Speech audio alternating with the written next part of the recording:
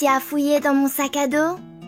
C'est la première chose que Ravi a dite en sortant de sa tente.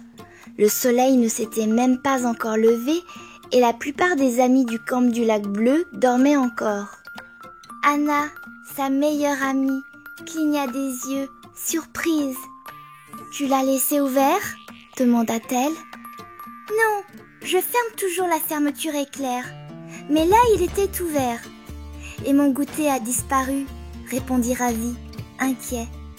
Peu après, les autres enfants commencèrent à sortir de leur tente. Mika remarqua que son petit carnet de dessin avait aussi disparu. Théo s'aperçut qu'il avait perdu sa casquette de dinosaure. Et Sarah cherchait sa petite lampe de poche. « Quelqu'un prend nos affaires !» dit Théo, les mains sur les hanches. « Mais qui ferait ça dans un camp plein d'enfants ?» demanda Mika en fronçant les sourcils. Le groupe se rassembla autour du feu de camp éteint et commença à réfléchir. « On a un mystère à résoudre !» dit Anna. « Et on va le résoudre aujourd'hui même !» C'est ainsi qu'ils formèrent le club des détectives du lac bleu. Ils élaborèrent un plan. Pendant le petit déjeuner, chacun ferait semblant d'être distrait, mais en réalité, ils observeraient tout.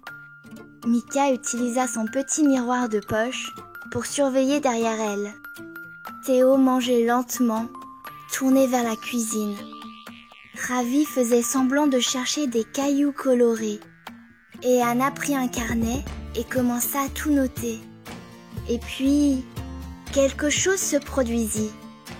Un garçon nommé Yuri, très discret, quitta la table avec un sandwich caché. Il se dirigea vers le sentier derrière les tentes en regardant autour de lui. « Suivons-le » chuchota Anna. Sur le sentier, les amis avançaient très lentement, essayant de ne pas marcher sur les branches, jusqu'à ce qu'ils arrivent à un coin boisé où il y avait une boîte en carton à moitié couverte de feuilles.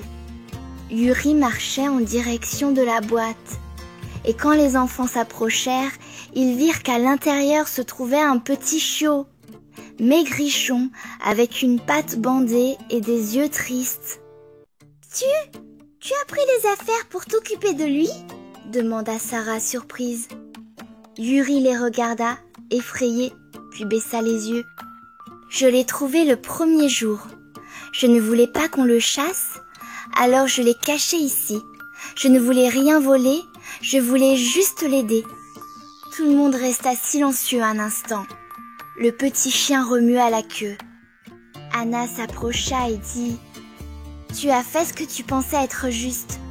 Mais si tu nous l'avais dit, on t'aurait aidé aussi. » « C'est vrai, » dit Mika. « Ensemble, c'est toujours mieux. » Ravi s'approcha et dit « Allons en parler à Tata Johanna. Elle est gentille.